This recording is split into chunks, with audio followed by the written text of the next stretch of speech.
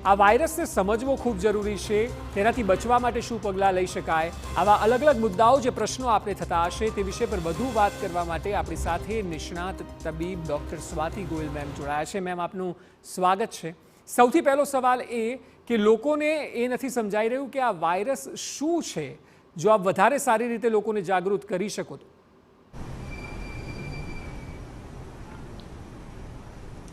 આ ચાંદીપુરા નામનો વાયરસ છે. આ કોઈ નવો વાયરસ નથી. આ વાયરસ વર્ષોથી આપણે જાણીએ છીએ.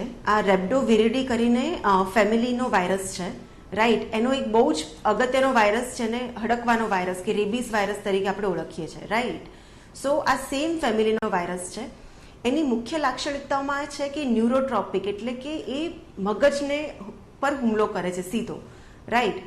એઝ વી ઓલ નો, આપણને બધાને ખબર છે કે એ સેન્ડફ્લાયના કરડવાથી થાય છે. સેન્ડફ્લાય એક પ્રકારની કીટક અથવા તો માખી છે જે જનરલી કાચા ઘરોની તિરાડોમાં આપણને જોવા મળતી હોય છે.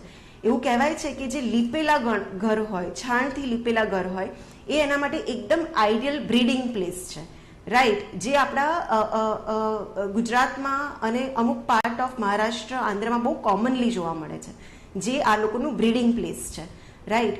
અપાર્ટ ફ્રોમ સેન્ડફ્લાય બીજા પણ એક બે પોટેન્શિયલ વેક્ટર છે, જેમાંનો સૌથી અગત્યનો વેક્ટર છે એડિસ ઇજિપ્તી નામનો મચ્છર, જેને આપણે ઓળખીએ છીએ, જે ડેન્ગ્યુના વાયરસના ફેલાવા માટે બહુ જ અગત્યનું છે.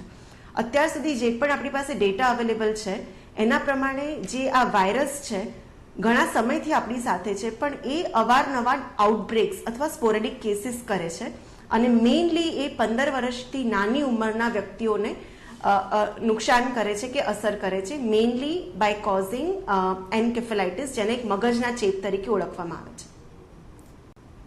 મેમ, લોકોને સવાલ એ પણ થઈ રહ્યો છે, જે સામાન્ય લોકો છે તેમને, કે બાળકોને જ કેમ આ સૌથી વધારે અસર કરે છે, કેમ બાળકોના મોત થઈ રહ્યા છે. અત્યાર સુધી બધા જ દર્દીની ઉંમર જે છે તે 15 વર્ષથી ઓછી છે.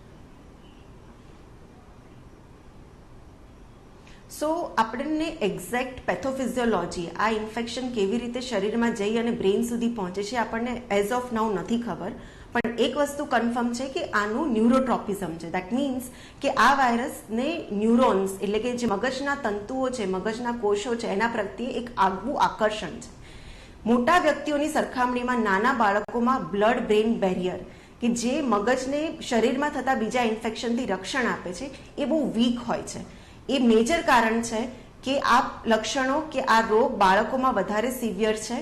બની શકે કે મોટાઓમાં, આપણી ઉંમરની વ્યક્તિઓમાં પણ આ ઇન્ફેક્શન થતું હોય, પણ એ સામાન્ય તાવ, સામાન્ય શરીરનો દુખાવો તરીકે મટી જતું હોય. બિકોઝ એવા પણ સિરોલોજીકલ ડેટા છે કે જેમાં અડલ્ટ પેશન્ટ્સમાં, 15 વર્ષની મોટી ઉંમરની વ્યક્તિઓમાં પણ સિરોલોજીકલ એવિડન્સ મળ્યો છે કે આ ઇન્ફેક્શન માટેની રોગપ્રતિકારક શક્તિ એમાં છે.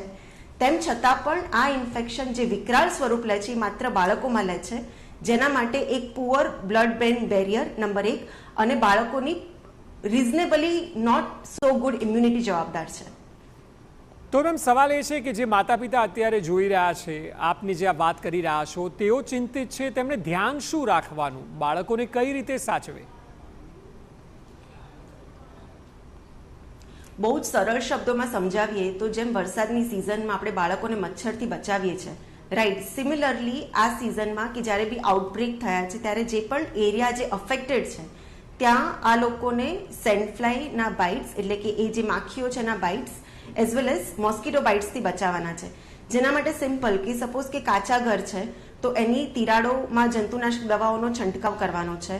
તિરાડો શક્ય એટલી પૂરી દેવાની છે. શક્ય હોય તો બાળકોને આખા બાયના કપડાં પહેરાવાના છે.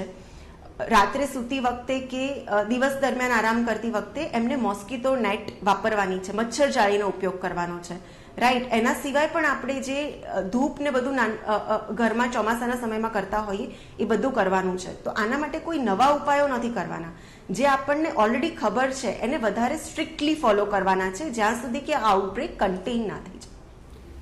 મેમ, આ સેન્ડફ્લાય જે છે, જે માખીની વાત થઈ રહી છે, તેનો કોઈ સ્પેસિફિક સમય છે જ્યારે તે વધારે એક્ટિવ થાય છે, જેમ કે સવાર અને સાંજનો સમય હોય? અને એ સિવાય બીજું એ જાણવું હતું કે શું આની કોઈ વેક્સિન કે કોઈ જ દવા નથી? તો પહેલા પ્રશ્નનો જવાબ આપું તો આ સેન્ડફ્લાય માટે જે પણ સર્વેક્ષણો થયા છે એ પ્રમાણેની એક્ટિવિટી સવારના સમયમાં વધારે હોય છે, રાઈટ.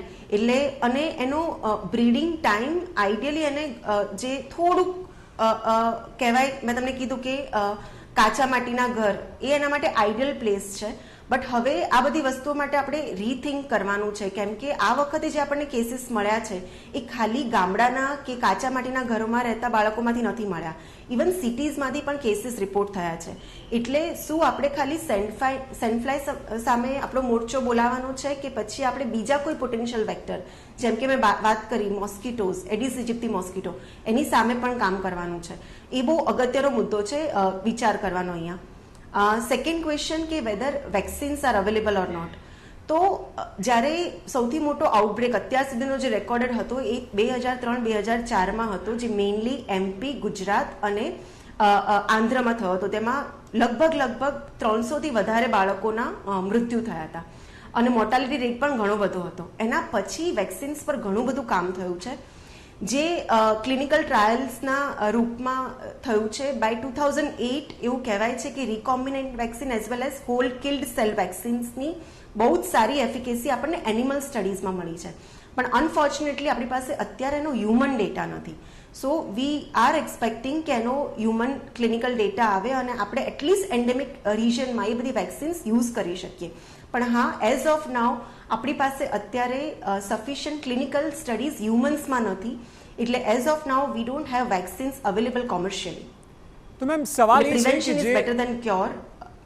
બિલકુલ, સવાલ એ છે મેમ કે ધારો કે કોઈ પણ બાળકને થાય છે ચાંદીપુરા, જ્યારે પેનિક ક્રિએટ થાય છે, તેવા દર્દીઓને કે પરિવારને શું સલાહ આપશો? કારણ કે આરોગ્ય મંત્રી કહી રહ્યા છે ડરવાની જરૂર નથી, પરંતુ મોટે ભાગે લોકો ડરી જાય છે જ્યારે મીડિયામાં આ પ્રકારના અહેવાલ પણ જુએ છે ત્યારે. તો સૌથી ઇમ્પોર્ટન્ટ છે કે પેનિક નથી કરવાનું. જેમ આપણે કહેવાય ને કે hope for the best but be prepared for the worst. તો સૌથી ઇમ્પોર્ટન્ટ બાળકોના માતા પિતાએ સમજવું જોઈએ કે એના લક્ષણો શું છે. આપણે આજકાલ ઘણી બધી જગ્યાએ ટીવી ન્યૂઝમાં અને સમાચારમાં જોઈ રહ્યા છે કે મેઇનલી પેશન્ટને ખૂબ જ ભારે તાવ આવવો, માથાનો દુખાવો થવો, ઉલટીઓ થવી, થોડી એની વર્તણૂકમાં ફેરફાર થવો, ખેંચ આવવી, આ એના મેઇન લક્ષણ છે. તો અગત્યની વસ્તુ અહીંયા એ છે કે પહેલો સિમ્ટમ શરૂ થાય કે પેશન્ટને તાવ આવે અને પેશન્ટની વર્તણૂકમાં ચેન્જ આવે અને ખેંચ આવે, બંને વચ્ચેનો સમયગાળો માત્ર અને માત્ર 48 કલાકનો હોય છે, રાઈટ.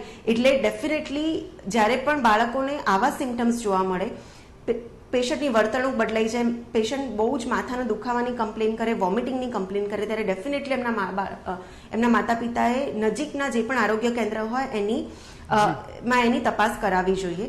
આ કેસીસમાં they should not be ignoring it. બિલકુલ મેમ, આપે જે વાત કરી, આપે TV9ના માધ્યમે લોકોની સાથે જાગૃતતા ફેલાવવાનો પણ પ્રયત્ન કર્યો, બદલ આપનો ખૂબ ખૂબ આભાર. તો જે ડૉક્ટર કહી રહ્યા છે તે મુજબ લોકોએ ડરવાની જરૂર નથી, માત્ર થોડું ધ્યાન રાખવું ખૂબ જરૂરી છે અને કાળજી રાખવામાં આવે તો પેનિક થવાની જરૂર નથી, જે વાત આરોગ્ય મંત્રીએ પણ અગાઉના રિપોર્ટમાં કરી. આ તમામની વચ્ચે